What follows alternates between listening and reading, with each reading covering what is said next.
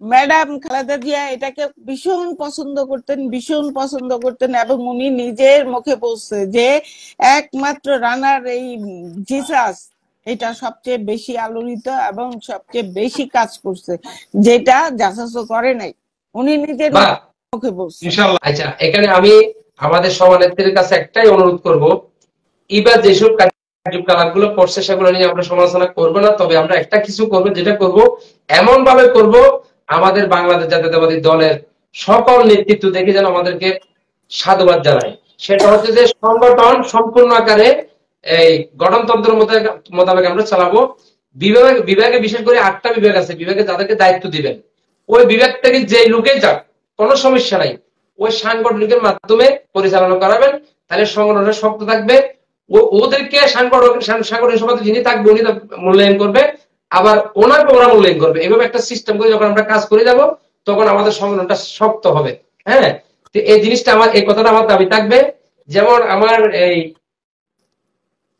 কামাল আহমদ সাহেব, উনি বিদেশে রাজনীতি করছে, ছাত্র রাজনীতিবিদ থেকে ওনার রাজনীতি শুরু। ওনার বাড়িও হাটাজারি, আপনার বাড়ির পাশে ওনার বাড়ি। তো উনি অনেক নির্যাতিত, ওনাকে আমি যে সাধারণ সম্পাদক বানাইছি আপনি পারেনি। আমার কথা হচ্ছে যে আপনি খবর নিয়ে দেখবেন, আমি চট্টগ্রাম উত্তর জেলা কমিটি দিছি, দক্ষিণ জেলা দিছি আপনাদের মাধ্যমে, আমি রাঙ্গুনিয়া উপজেলা কমিটি দিছি, পৌরসভা কমিটি দিছি, হাটাজারি উপজেলা কমিটি, পৌরসভা কমিটি, ফটিকছড়ি উপজেলা কমিটি। একটা লোক যদি বলতে পারে একটা টাকা খেয়েছি, আমি জিলফা কাটি ফেলবো। আমি ওপেন বলতেছি লাইভে। তা আমি আমি আমি চাই আমার মধ্যে যারা আছে এদের কাছে আমার একটা দাবি, যে আমাদের সংগঠনের কতগুলা গঠনতন্ত্র আমার মানতে হবে। এটা কি? সেটা হলো যে দেখা গেল আপনারা একটা ব্যানার করবেন, আমরা আমাদের একটা বিএনপি প্রোগ্রামে যাবেন, সেখানে বাধ্যকতা কেন্দ্রীয় 3 জনের ছবি থাকতে হবে, আর যাদেরকে আপনারা ভালোবাসেন দিবেন সেটা আপনাদের ব্যাপার। আবুল হাসেম রানা সভাপতি, সেক্রেটারি, সাংগঠনিক সম্পাদক, আর বিভাগীয় সাংগঠনিক সম্পাদক, এটা হচ্ছে বিভাগ নিয়ে কথা হচ্ছে। হ্যাঁ, এরপর আপনারা যে কোনো প্রোগ্রামে যাবেন, জিয়া সাংস্কৃতিক সংগঠনের ব্যানারটা নিয়ে যেতে হবে, না গেলে আপনাদেরকে আমি অ্যাকসেপ্ট করবো না, এটা আমি ডাইরেক্ট বলে দিচ্ছি। আরেকটা কথা হচ্ছে যে আমাকে 1 টাকাও দিতে হবে না আমার সংগঠনের জন্য, যে কোনো কাজের ক্ষেত্রে, যে কোনো অনুষ্ঠানের জন্য আপনারা আমাদেরকে হেল্প করতে হবে, ওই সংগঠনের জন্য, ওই ওই প্রোগ্রামের জন্য, আমার জন্য না। আমি যেমন কামাল সাহেব বলছি সরাসরি, যে আপনি এরকম যদি করতে পারেন, ওনার কাছে যা আছে আল্লাহ তো দিয়েছে, উনি একসময় কোটি কোটি টাকার ব্যবসা করছে, হয়তো যে কোনো কারণে এখন সে সুযোগটা নাই, হয়তো সামনে করবে। তো ওনাকে আমি বলছি যে আমাকে 1 টাকা আপনি দিতে হবে না, আমার কাজ যেদিন হবে সেদিন কি আপনার 5 টাকা খরচা করবেন। আর আমার কাছে আপনি দেখেন, বিপ্লব 7 নভেম্বর দিন আমি প্রায় 9টা জাতীয় চ্যানেলে আমি কি আমাদের প্রোগ্রামটা দেখাচ্ছি, 9টা চ্যানেলে। আমাদের চট্টগ্রামের C+ টিভি তো খুব জনপ্রিয়, ওটা তো দেখাচ্ছি। আমার তো আমি প্রচারে বিশ্বাসী, আমি বসে থাকার লোক না, বসে থাকা আমি পছন্দ করি না। আর আপা আমার সম্বন্ধে আপনি ভালোই জানেন, আমি কোন ধরনের ছেলে, কোন টাইপের ছেলে, আমি কি করি না করি সবকিছু আপনি জানেন। হ্যাঁ, আচ্ছা, আমি একটা কথা বলি। হ্যাঁ বলেন। সবাইকে ও কনফিউজ করে রাখে যে রানা মারা যাওয়ার পরে রানার বউই সব পাবে। তো রানার বউ তো 3টা, রানার কোন বউ সব পাবে? কোনটা পাবে? কে পাবে সেটা বলতে হবে, পাবে আমাকে বলতে হবে যে কোনটা পাবে। এখন সে ওই সব কন্যার আদায় করে সবার কাছ থেকে, রানা মারা গেছে তাহলে রানার বউ এগুলা সবকিছু, এটা কি সম্পত্তি নাকি? জিসাসটা কি সম্পত্তি? যদি রানার বউ জিসাসটা পায় তাহলে আমরা এটা তো 32 বছর সংগঠনের কি কোনো কাজ নিয়ম না করছি? যে মানে নেতা মারা গেলে যে নেতার পরে যে ওনার ওয়াইফই পাবে, এটা তো কোনো নেতা মারা সাংগঠনিক গেলে নিয়ম না। নেতার পরে যে যে থাকবে যিনি সিনিয়র সভাপতি থাকেন সহসভাপতি উনি সে ভারপ্রাপ্ত পাবে, হিসেবে উনি পায়। সে পাবে। ওই সিস্টেম। হ্যাঁ, তাহলে সে কেন সবার কাছে কান্নাকাটি করতেছে আর বলতেছে যে রানার এটা এটা আমি পাবো? তুমি পাবা কিভাবে? তোমার পরে, তোমার আগেও তো 2টা ওয়াইফ আছে, তাদের ঘরে 2টা ছেলে আছে, তারাও তো বলতেছে যে এটা আমরা পাবো। তাহলে কে পাবে? আছে ওটা তাহলে ওটা কে তো পাবে? সাংগঠনিক না, এটা হয়তো ওনার ভিতরে। সম্পদ না যে তাহলে আমরা কেন এটার পিছনে টাকা খরচ করলাম? আমরা কেন এটার পিছনে এত এত 32 বছর 30 বছর সময় ব্যয় করলাম? তুমি কালকে আইসা, তোমাকে কে চিনে? তুমি কালকে আইসা, পশু আইসা, তুমি আজকে বলতেছো এটার মালিক যে পর্যন্ত, তুমি তো এটার মালিক না। এটা মালিক ছিল রানা, রানা মারা গেছে, আমরা রানার সাথে খাটছি, আমরা রানার সাথে চলছি। আমি এটা কাজ করতেছি। 2 বছর পরে তোমরা আবার আরেকজন আসো, আইসা ইলেকশন করো, কইরা তুমি যদি পাস করো তুমি নিয়ে যাও, কোনো সমস্যা নাই তো। আমি দাঁড়াতে পারবো, আমি দাঁড়াতে পারবো, আমাদের শিউলি ছিল দাঁড়াতে, সবাই দাঁড়াতে পারবে, সবাই দাঁড়াতে পারবে, সবাই সবাই ওপেন ওপেন। এটা আমরা চেষ্টা করতেছি, আমাদের না, আমরা চেষ্টা করতেছি একটু চট্টগ্রাম মহানগরের সাংগঠনিক ভাবে জিসাসকে একটা ব্র্যান্ড হিসেবে তৈরি করার জন্য।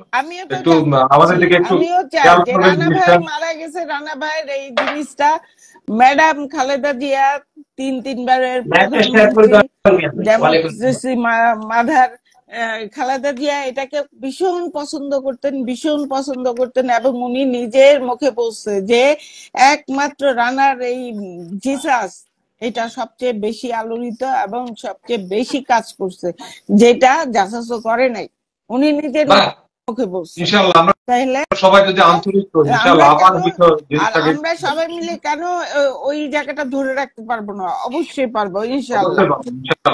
আমরা কাজ করব এবং দেখাই দিব যে হ্যাঁ রানা ভাইয়ের এই সংগঠনটাকে আমরা সেই জায়গায় উঠাই নিছি, উনি যেন কবরে থেকেও উনি বলতে পারে যে না ঠিক আছে সব, উনি যেন আমরা আমি ছোট হিসেবে একটু প্রস্তাব রাখি আপু, সেটা হচ্ছে যে কি আমাদের তো যারা, যেমন আমার বোনে শিলা আপু খুব সুন্দর কথা বলেছে, জিয়া সাংস্কৃতিক সংগঠন, শিল্পী, কলা কৌশলী, গীতিকার, সুরকার, নাট্যকার, অভিনেতা, অভিনেত্রী, হ্যাঁ উকিল, ব্যারিস্টার, এদের জন্য।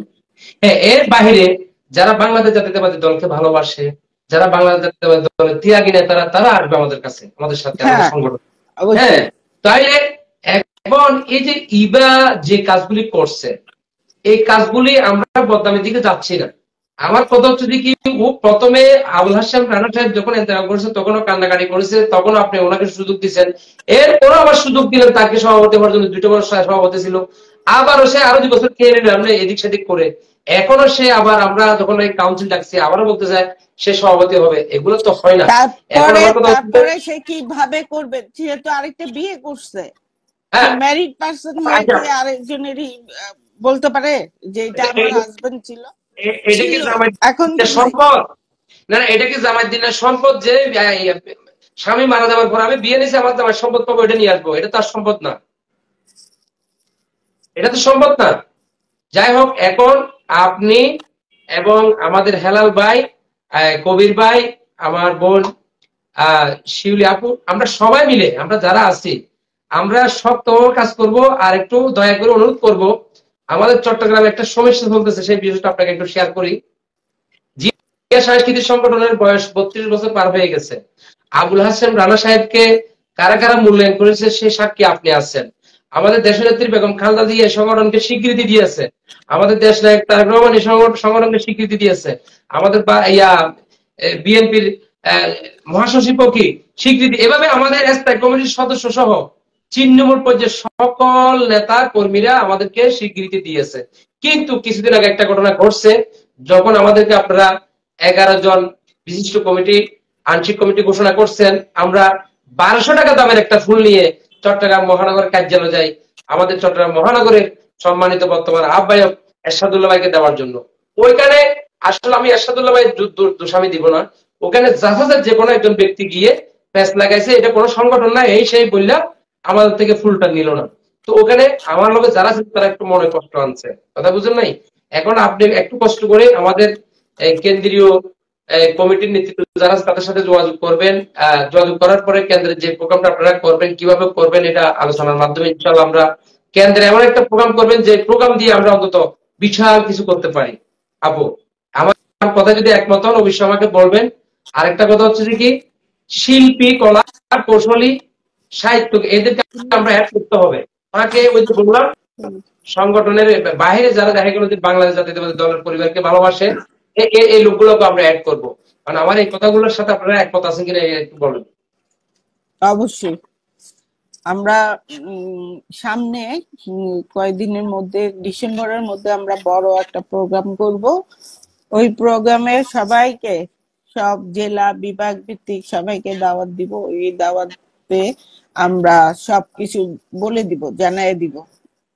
হ্যাঁ, আপনাকে আমি আরেকটা জিনিস বলে দিচ্ছি আপু, আমি যেহেতু চট্টগ্রাম বিভাগের দায়িত্বে আছি, বিভাগ থেকে যেই যাক, আমি আপনার লোক হোক বা আরেকজন লোক হোক, কবির ভাই লোক হোক, কামাল সাহেবের লোক হোক, যারাই লোক হোক, আমি নিষেধ করবো না। তবে অনুরোধ থাকবে সাংগঠনিক সম্পাদক যিনি থাকে ওনার মাধ্যম হয়ে যেন যায়, কারণ না হলে মানুষ হাসাহাসি করবে, আবার ইবের মতন বলবে বলতে এটা তো আবার এরকম হয়ে গেছে।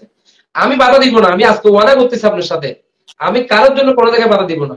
জাস্ট আমরা যেন মিল থাকি, আমরা যেন সবাই মিলে একটা কাজ করতে পারি। আমরা চট্টগ্রাম মহানগরে একটা বিশাল প্রোগ্রাম করব, এই মাসে পারি বা আগামী মাসে পারি, আমরা এটা নিয়ে আলোচনা করতেছি। আমাদের সাধারণ সম্পাদক আমি একটা কথা বলছি যে ভাই আপনি যাই কিছু করেন আমার একটা প্রোগ্রামের জন্য আপনার তো কষ্ট করতে হবে। আমি ডাইরেক্ট বলেছি, আমরা সামনে বলতেছি, ওই প্রোগ্রামে হয়তো 2 লাখ টাকা খরচ হতে পারে, 1 লাখ টাকা হতে পারে, 50,000 টাকা খরচ হতে পারে। এটা আমরা যে কোনো প্রোগ্রাম ম্যানেজ করে আমরা এই প্রোগ্রামটা করবো। কেন্দ্রের থেকে যেমন আপনি আসবেন, আমার বোন আসবে, সাধারণ সম্পাদক আসবে, আমাদের পরিবারিত আছে, আরো যারা আছে, ওই গতবার যেভাবে আমি আনছিলাম এভাবে আমি আনবো ইনশাআল্লাহ। আমি চাচ্ছি বড় করে একটা প্রোগ্রাম করার জন্য। আর আমার বলার কিছু নেই, আমার কথা হচ্ছে কি, বিভাগ থেকে যারা যাবে একটু বলে দিবেন শুধু, ঠিক আছে সাংবাদিকতার সাথে যোগাযোগ করে আপনি আমাকে বলেন, নইলে আপনার নাম ঠিকানা আপনার সিভি ওনাকে জমা দেন, উনি আমাদেরকে দিবে। এটাই, আর কিচ্ছু না। একটু সম্মান রাখবো, টাকা পয়সা আমার সাথে নাই। ঠিক আছে, এটা বললে দেওয়া হবে। ওইটাই অবশ্যই। তাহলে আমি এখন একটু যেতে পারি, আমার মেহমান বসে আছে। বুঝছি। আমার শিউলি আপু একটু কিছু বলে বিদায় নেন। হ্যাঁ, আমিও বিদায় নিয়ে যাব। তো আমি সর্বশেষ একটা কথা বলতে চাই। আমি আমাদের সভাপতি এবং আমাদের সেক্রেটারির উদ্দেশ্য করে বলতে চাই, সেটা হলো একজন সভাপতি একজন সেক্রেটারি নিয়ে একটা দল হয় না, হাজারো কর্মী নিয়ে একজন সভাপতি হয়, একজন সেক্রেটারি হয়। সো আমাদের সভাপতি, আমাদের সেক্রেটারির দৃষ্টি অলওয়েজ কর্মীদের উপরে থাকবে, কর্মীদের প্রতি ভালোবাসা, স্নেহ সবকিছু থাকবে, এবং তাদেরকে যেন আমরা ভরসা করতে পারি, তাদের একদম পরিপূর্ণ ভরসা করতে পারি। আমাদের যত রকমের প্রবলেম, দুঃখ সুখ সবকিছু যেন আমরা আমাদের সভাপতি এবং আমাদের অভিভাবক, মানে সভাপতি এবং সেক্রেটারি যারা আমাদের অভিভাবক, তাদের কাছে যেন বলতে পারি, একদম কাছাকাছি যে মিশতে পারি, কথা বলতে পারি, দূরত্ব যেন না থাকে। এইটাই আশা করব, এইটাই প্রত্যাশা করব তাদের প্রতি। তুই কি আমার অনেক দূরে আছোস?